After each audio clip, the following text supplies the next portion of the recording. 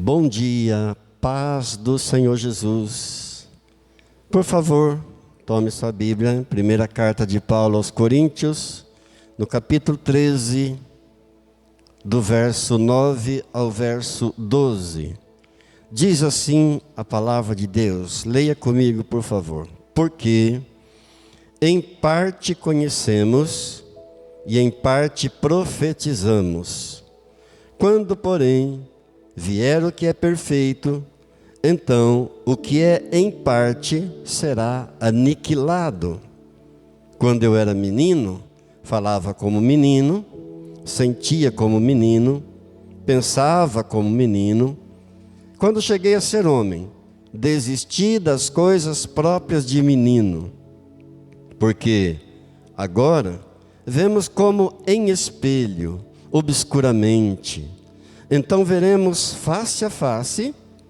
Agora conheço em parte, então conhecerei como também sou conhecido. Aleluia. Oremos ao Senhor.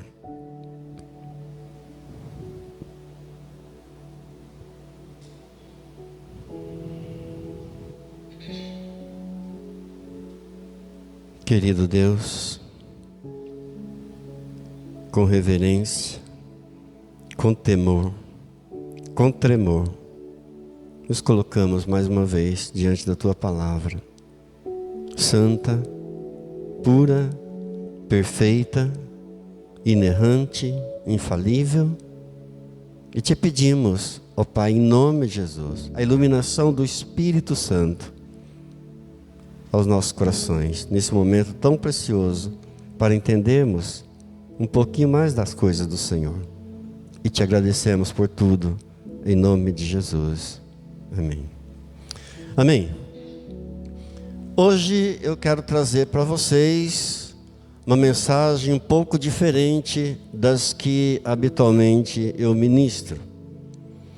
Será uma mensagem um pouco mais pedagógica. Mas eu confesso que nada que vocês não saibam, nada que vocês não tenham ouvido ainda, mas é sempre bom a gente rever aquilo que a gente aprendeu um dia. A repetição é a base do aprendizado. Eu tomo um cuidado especial quando eu vou preparar uma mensagem. Aliás, 2 cuidados. Primeiro, que ela seja bíblica. 100% bíblica. Desde a primeira vez que o Senhor me chamou a pregar a palavra de Deus, sempre tive essa preocupação, esse cuidado. Em primeiro lugar, que a mensagem seja bíblica. Vocês que conhecem há algum tempo, sabem que, já perceberam, que à medida que eu vou discorrendo a mensagem, eu vou citando também a palavra de Deus, aonde está na Bíblia aquilo que eu estou dizendo. O segundo cuidado que eu tomo é para que a mensagem não sirva apenas para o culto, não apenas para hoje, mas uma vez porta fora da igreja, ela continue falando ao teu coração, que você possa aproveitar, tirar todo o proveito amanhã, depois, toda semana, depois e mais, por quantos dias forem possíveis, você possa também aplicar a palavra de Deus, a mensagem na tua vida. Sobretudo, num tema tão importante que eu quero comentar com você hoje, sobre conhecer a Deus. A coisa mais gloriosa, mais sublime que pode acontecer na vida de alguém é conhecer a Deus. Paulo chega a dizer em Filipenses capítulo 3, verso 8, que ele considera tudo na vida dele como perda, diante da sublimidade que é o conhecimento de Deus. A coisa mais maravilhosa, mais gloriosa, mais sublime que pode acontecer na vida de alguém é conhecer a Deus. Então eu quero pensar um pouquinho com você, olhando para esse texto. Por que é tão sublime o conhecimento de Deus? Porque Deus diz através do profeta Oséias, no capítulo 4, no verso 6, que o meu povo foi destruído porque faltou conhecimento. É principalmente por isso, o meu povo foi destruído porque faltou o conhecimento. Então o conhecimento de Deus é fundamental, é importante por conta disso. A falta do conhecimento traz destruição. Meu povo foi destruído porque faltou o conhecimento. Então a falta dele vai trazer destruição, com certeza. Primeira coisa que eu quero observar com você nesse texto que a gente leu, é que todo o conhecimento de Deus que nós temos, ele é em parte. Diga em parte. Ou seja, parcialmente. Todo o conhecimento de Deus que nós temos é um levemente, é um bocado em parte. Em parte. Tudo que nós possamos aprender de Deus, tudo que possamos entender de Deus, tudo que possamos conhecer a respeito de Deus, é em parte. Querer saber tudo de Deus, com a nossa mente limitada pelo pecado, é você querer pegar o Oceano Atlântico e colocar dentro de uma xicrinha de café. Se eu quisesse entender todas as coisas a respeito de Deus, em parte profetizamos, e quando vier o que é perfeito, o perfeito já veio? Ainda não. Quando vier o que é perfeito, aquilo que é em parte será aniquilado. Então esse pouquinho de conhecimento que nós temos hoje, em parte, quando o que é perfeito vier, ainda não veio, está para vir, mas ainda não veio, estamos aguardando ansiosamente. Quando ele vier, isso aqui que é em parte será aniquilado. Ou seja, não existe ninguém formado em Deus. Não existe ninguém que saiba tudo, apenas em parte. Alguns dizem, pastor, eu não creio em Deus porque eu não entendo Deus. Mas é justamente por isso que nós cremos, porque nós não entendemos. Se eu entendesse a Deus, eu seria Deus e não Ele. Como que essa mente tão pequena, tão limitada pelo pecado, poderia entender uma mente eterna? Eu seria Deus. Paulo está dizendo, quando eu era menino, falava como menino, pensava como menino, sentia como menino, mas quando cheguei a ser homem, eu deixei aquelas coisas de menino. Do que ele está falando? De fases. Espiritualmente também nós estamos numa fase de meninos diante de Deus. Tudo que sabemos de Deus é em parte. Agora vemos como em espelho, obscuramente, ou seja, há uma falta de clareza, é incompreensível. Então veremos face a face e seremos conhecidos. Nós o conheceremos da mesma forma como somos conhecidos. Que coisa gloriosa! Ou seja, nós chegaremos lá.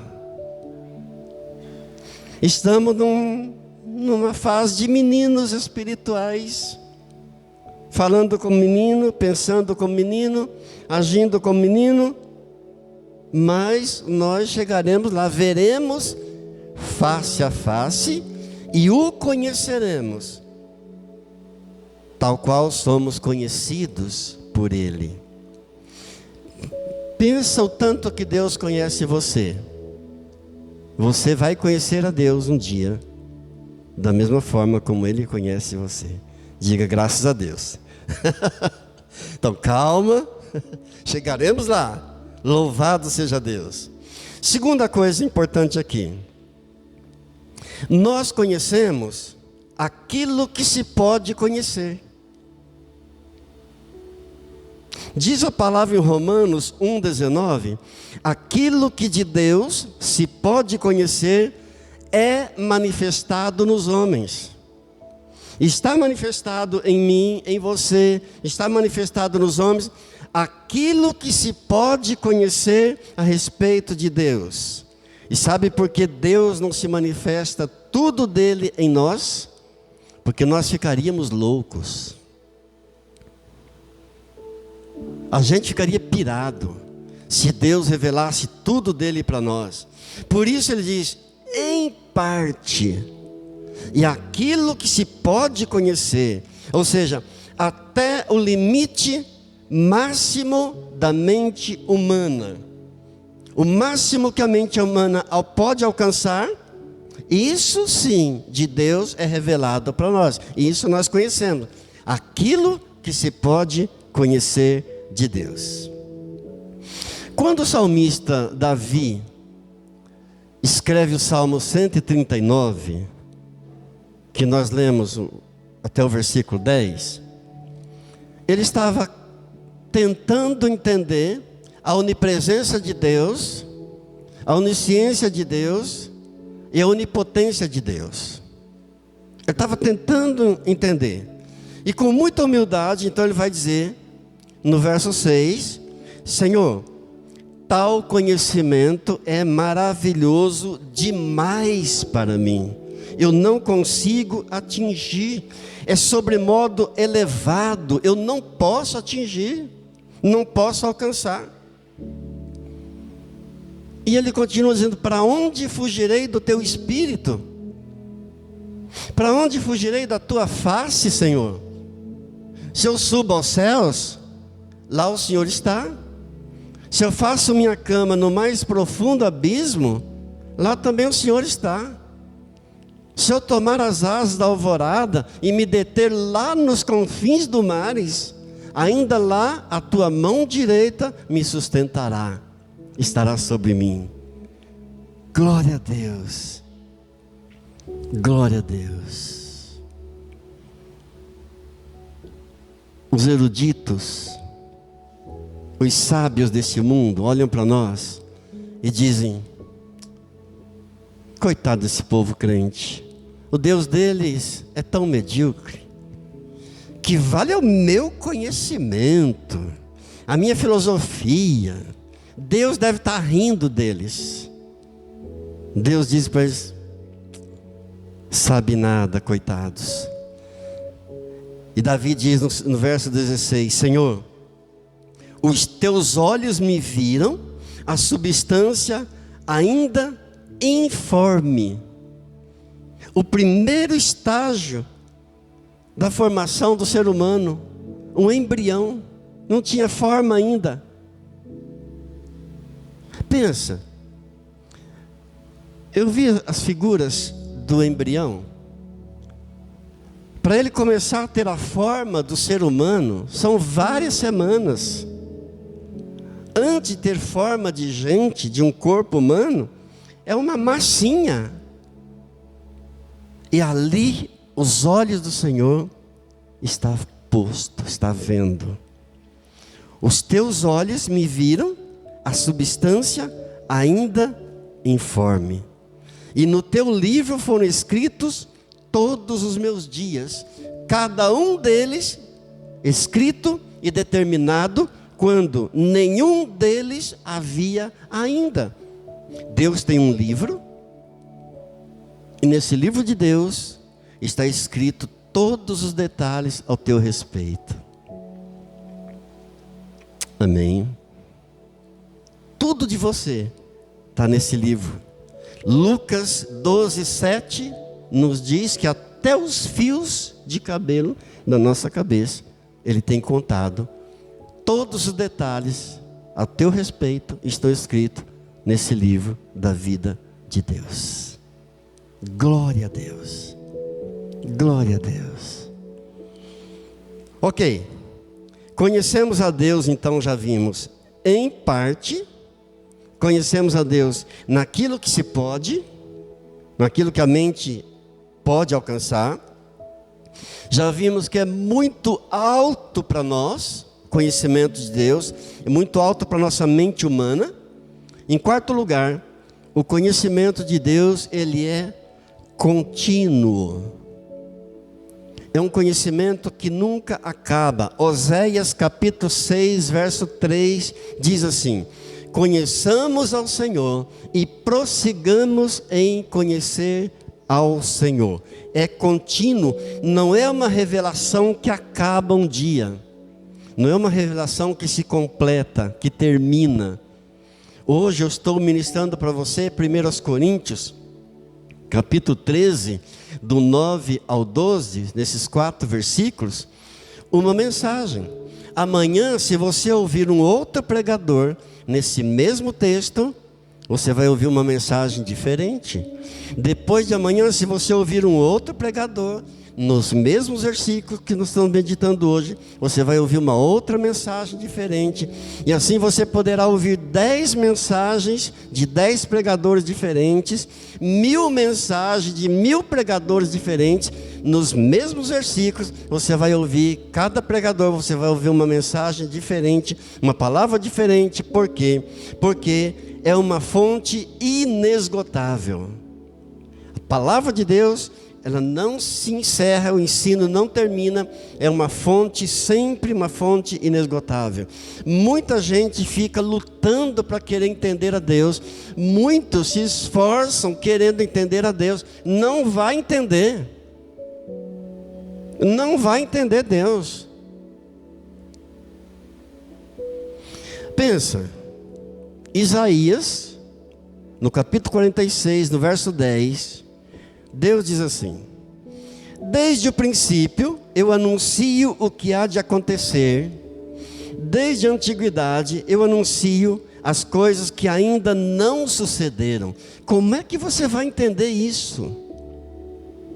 Desde o princípio eu anuncio as coisas que vão acontecer, desde a eternidade eu anuncio as coisas que não sucederam ainda. Como que a nossa mente poderia compreender um negócio desse? Agora, eu quero pensar em algo com você não muito agradável, mas extremamente necessário para nós. O que é que causa em nós a falta do conhecimento de Deus? O que acontece numa pessoa? O que causa a falta desse conhecimento de Deus em um ser humano? E até gostaria que você abrisse comigo em Oséias. Oséias capítulo 4. Depois de Ezequiel, é um livro grande, Ezequiel, tem Daniel, e depois de Daniel tem Oséias. Só para você perceber a sequência: Isaías, Jeremias, Ezequiel, Daniel e Oséias.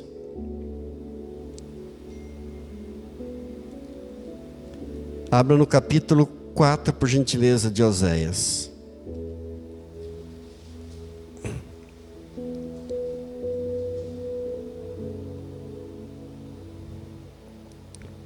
Pensando comigo, o que a falta de conhecimento faz numa pessoa?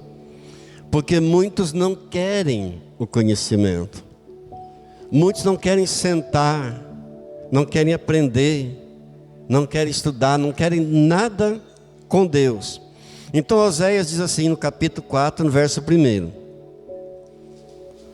o Senhor tem uma contenda com os habitantes da terra, porque não há verdade, nem amor e nem conhecimento de Deus. Atente bem para isso.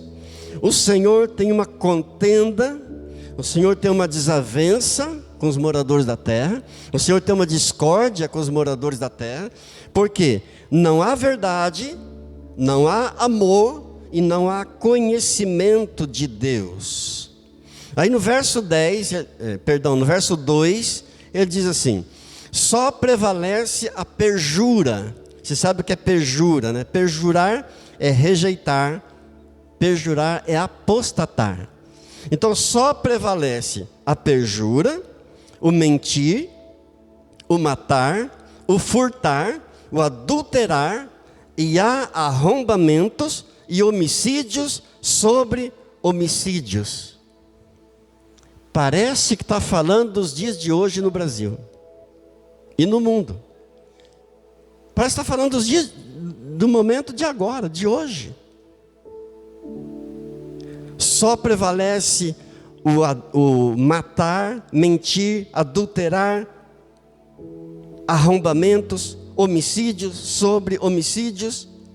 Qualquer semelhança com os dias de hoje não é mera coincidência, é a palavra de Deus que é atualíssima.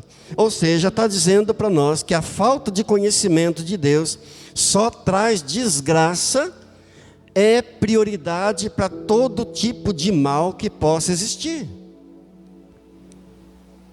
Aí no verso 3, então ele vai dizer: por isso a terra está de luto, e todo que mora nela desfalece, com os animais do campo, com as aves do céu, e até os peixes do mar perecem. Está falando de quê? De uma vida catastrófica, de um caos total. No 5 ele vai dizer: por isso tropeçarás de dia, e o profeta contigo tropeçará de noite, e destruirei a tua mãe. Ou seja, está falando do quê? De queda, está falando de morte. No verso 6, então: o meu povo está sendo destruído porque lhe falta o conhecimento. Não é o diabo que destrói o povo de Deus, é a falta de conhecimento. Engana-se quem pensa que é o diabo que destrói o povo de Deus. O diabo só age onde ele encontra uma legalidade. Ele só trabalha na legalidade.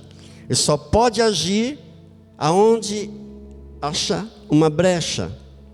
Se não houver brecha, se não houver legalidade, ele não pode agir. Mas o meu povo está sendo destruído porque lhe falta o conhecimento. Lá em 1 de João, na primeira carta de João, no capítulo 5, no verso 18, a palavra de Deus nos diz assim: aquele que é nascido de Deus não vive no pecado. Aquele que é nascido de Deus não vive no pecado, antes, aquele que nasceu de Deus, Deus o guarda, e o maligno não lhe toca. Então não é o diabo que destrói o povo de Deus, é a falta de conhecimento, porque aquele que é nascido de Deus não vive no pecado. Eu não estou falando que não peca. A Bíblia diz que não há homem que não peca, todos nós pecamos. Mas uma coisa é você pecar, outra coisa é viver no pecado. Aquele que é nascido de Deus não vive no pecado, e Deus o guarda, e o maligno não toca, não pode tocar. O pecado na vida do cristão não é recorrente, é um acidente. Ele não vive no pecado. Então não é o diabo que destrói o povo de Deus, não é o poder econômico que destrói o povo de Deus, é a falta do conhecimento de Deus. Glória a Deus. O que mais a falta do conhecimento causa no ser humano? No verso 7, então ele vai dizer: quanto mais estes se multiplicaram, esses quem? Esses que não querem nada do conhecimento de Deus, esses que nunca querem sentar, nunca querem aprender, nunca querem nada com Deus. Quanto mais se multiplicaram, mais contra mim pecaram. Eu mudarei a sua honra em vergonha. Ou seja, uma mudança de estilo de vida, de melhor para pior. Eles cresceram, e quanto mais cresceram, mais pecaram contra mim. Verso 8 ele diz: eles se alimentam do pecado do meu povo e da maldade dele têm desejo ardente. Eles têm um desejo ardente pelo pecado, têm um desejo ardente pela maldade. Glória a Deus. Verso 9. Por isso, como é o povo, será o sacerdote. Castigá-lo-ei pelo seu procedimento e lhe darei o pago de suas obras. Está falando do quê? Juízo de Deus, julgamento de Deus. Por isso, assim como é o povo, será também o sacerdote. Castigá-lo-ei pelo seu procedimento e lhe darei o pago de suas obras. Ou seja, ninguém é poupado, até mesmo o sacerdote. Juiz de Deus. Verso 10, ele diz assim: comerão, mas não se fartarão, entregar-se-ão à sensualidade, mas não se multiplicarão, porque ao Senhor deixaram de adorar. Por que ele diz entregar-se-ão à sensualidade, mas não se multiplicarão? Porque homem com homem não se multiplica, mulher com mulher não se multiplica, sexo ilícito não traz multiplicação. E continua dizendo, está dizendo assim, se tornaram insaciáveis, ou seja, nada satisfaz. Quanto mais peca, mais quer pecar. Comerão, mas não se fartarão, entregar-se-ão à sensualidade, mas não se multiplicarão. No verso 12, ele vai dizer assim, olha, o meu povo consulta o seu pedaço de madeira, consulta um ídolo de madeira, a sua vara lhe dá a resposta, certamente uma vara de adivinhação, lhe dá a resposta, porque um espírito de prostituição os enganou, e eles, prostituindo-se, abandonaram o seu Deus. A prostituição aqui é espiritual. É algo tão repugnante a Deus, o abandono a Deus, que Deus compara com a prostituição. É espiritual a coisa. É corromper-se. E corromper-se, no sentido original da palavra, significa apodrecer por dentro. É autodestruição. Abandonar a Deus é a pior coisa que pode acontecer na vida do ser humano. Deus compara com a prostituição. Misericórdia. No 14, ele diz assim: o povo que não tem entendimento corre para a sua perdição. Ou seja, perturbação, desordem, caráter deformado. O povo que não tem conhecimento corre para a sua perdição. Eu quero concluir no Novo Testamento, em Romanos, no capítulo 1, no verso 25, você pode abrir por gentileza, para você acompanhar essa leitura comigo em Romanos, que vai ser basicamente uma continuação do que está escrito aqui em Oséias. Uma confirmação, uma testificação. Romanos capítulo 1, vamos para lá, por favor. Depois de Atos, vem Romanos.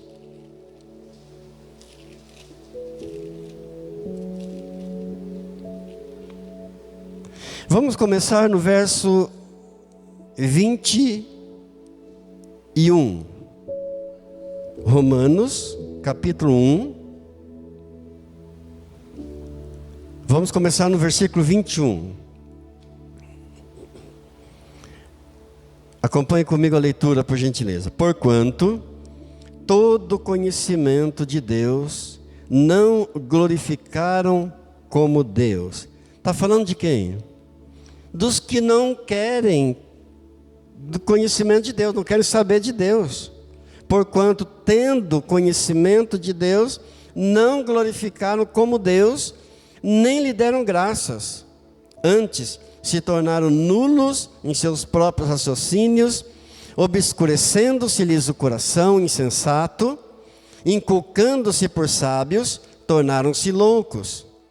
E mudaram a glória do Deus incorruptível em semelhança da imagem de homem corruptível, bem como de aves, quadrúpedes e répteis. 24. Por isso Deus entregou tais homens à imundícia, pelas concupiscências de seu próprio coração, para desonrarem o seu corpo entre si, pois eles mudaram a verdade de Deus em mentira, adorando e servindo a criatura em lugar do Criador, o qual é bendito eternamente. Amém. Por causa disso, os entregou Deus a paixões infames, porque até as mulheres mudaram o modo natural de suas relações íntimas por outro, contrário à natureza.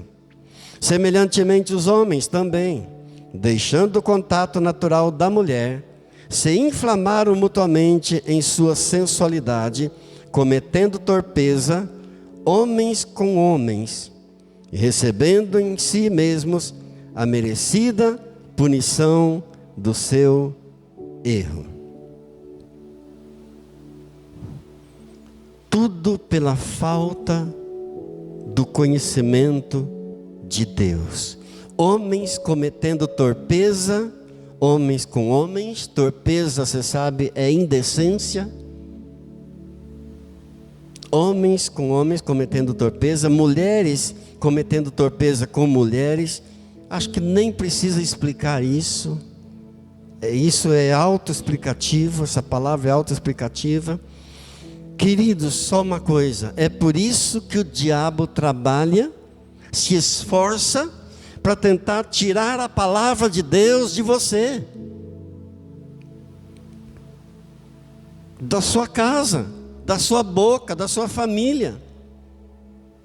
Todo esforço do diabo consiste nisso, em tirar a palavra de Deus da igreja. Há muitas igrejas que não priorizam mais a palavra de Deus e preenchem o culto usando todo o espaço do culto com tantas outras coisas, porque tudo que o diabo quer é tirar a palavra. Na parábola do semeador, lá em Mateus capítulo 13, verso 25, a semente que caiu à beira do caminho, a semente é uma comparação com a palavra de Deus. E as aves vieram e roubaram a semente. As aves de rapina que vêm roubar a semente, que vêm comer a semente, é um símbolo de Satanás que quer roubar, quer tirar a palavra de nós, quer tirar a palavra de você, da sua casa, da sua família. Agora, não basta eu saber a importância do conhecimento de Deus, não basta eu saber o que a falta do conhecimento de Deus causa no ser humano, numa pessoa. Eu preciso saber como obter mais o conhecimento de Deus. E é óbvio, você sabe que onde eu vou aprender mais de Deus, onde eu vou obter mais conhecimento de Deus, é na fonte, que é a palavra de Deus. O Salmo 1, no verso 2, diz assim: antes, o seu prazer está na lei do Senhor, e na sua lei medita de dia e de noite. Sabia que a Bíblia não manda ler a Bíblia? A Bíblia manda meditar. O que é meditar? É você parar naquela palavra, pensar, ponderar naquilo que você está meditando, que você está lendo. A Bíblia não manda ler, manda meditar na palavra. Medita nesse livro da lei dia e noite. Senhor, seja agradável ao Senhor a minha meditação. É para parar naquilo. Porque ler, você pode ler numa velocidade Tu que habitas sob a proteção do Altíssimo, que moras à sombra do Onipotente, diz ao Senhor: sois meu refúgio, minha cidadela, meu Deus em quem confio, Ele te livrará do laço do passarinheiro. E eu fiz uma leitura. Ler, citar a palavra. Muita gente cita a palavra por aí. O ímpio também cita a palavra. E tem gente que pensa que o diabo tem medo da palavra. O diabo não tem medo da Bíblia, não tem medo da palavra. Ele citou a palavra para Jesus. A Bíblia manda você meditar, pensar, ponderar aquilo que você está lendo, parar sobre aquilo que você está lendo. Não foi assim que Jesus venceu o diabo, com a palavra de Deus? Foi com a palavra, em Mateus 4, na tentação do deserto. Aliás, eu preciso lembrar aos irmãos que Jesus não venceu o diabo apenas porque citou a palavra. Jesus venceu o diabo porque obedeceu a palavra de Deus. Amém? Quando o diabo disse para ele, depois de 40 dias de jejum, Jesus com fome, muita fome, o diabo então disse para ele: se tu és o Filho de Deus, transforma essas pedras em pães. E Jesus diz: nem só de pão viverá o homem, mas de toda palavra que procede da boca de Deus. Jesus citou Deuteronômio 8, verso 3. Como o diabo viu que Jesus citou a palavra, o diabo pensou: eu também vou citar a palavra, para tentar confundi-lo. Levou Jesus ao pináculo do templo e disse: atira-te daqui para baixo, porque está escrito: aos seus anjos dará ordens a teu respeito, para que te guardem todos os teus caminhos, e eles então te sustentarão nas suas mãos. O diabo está citando o Salmo 91, versos 11 e 12, citando a palavra para Jesus. E Jesus então responde: não tentarás o Senhor teu Deus. Está escrito: não tentarás o Senhor teu Deus. Jesus citou Deuteronômio, capítulo 6, verso 16. Jesus citou a palavra. O diabo vai, insiste, leva Jesus a um alto monte, e do alto do monte o diabo mostra todos os reinos do mundo para Jesus, e tenta Jesus dizendo: olha, os reinos desse mundo, tudo isso te darei, se tão somente prostrado me adorares. O diabo tem sede de adoração. Tudo que ele queria era que Jesus se prostrasse e o adorasse, pelo menos por um segundo. E Jesus então responde: retira-te, Satanás, porque está escrito: ao Senhor teu Deus adorarás, e só a Ele darás culto. Glória a Deus. Glória a Deus. Você pensa que o diabo desistiu, foi embora, largou a mão? Ouça bem o que a Bíblia diz em Lucas capítulo 4, verso 13. Passadas que foram as tentações de toda sorte, Jesus sofreu toda sorte de tentação, todo tipo de tentação, e venceu todas.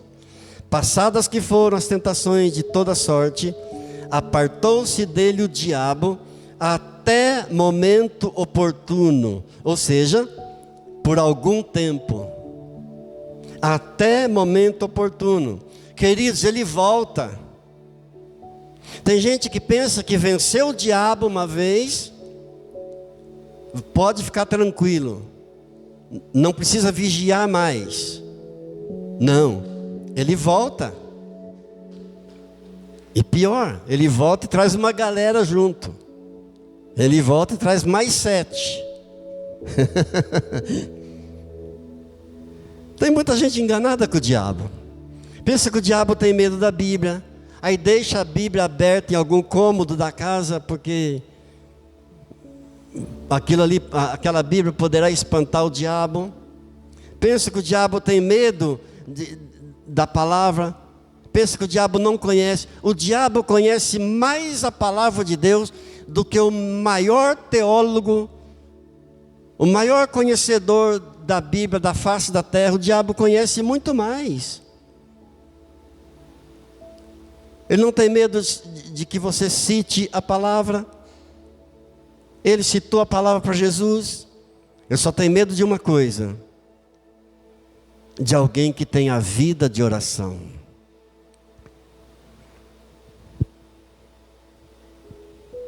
O que o diabo tem medo é de santidade. É vida no altar de Deus. E Deus tem inúmeras maneiras de falar com você. Mas você só tem uma maneira de falar com Deus: através da oração. O inferno não é lugar de quem pecou. O inferno é lugar de quem não se arrependeu. A Bíblia diz que não há homem que não peque. Todos nós pecamos. Mas temos um Deus maravilhoso, sempre pronto a perdoar, sempre aberto, de braços abertos a te receber. A falta de tempo é um dos argumentos nossos. É um dos principais argumentos nossos, é a falta de tempo. Só que Daniel era governador de 40 cidades. Eu acho que alguém que governa 40 cidades é alguém que tem algumas ocupações.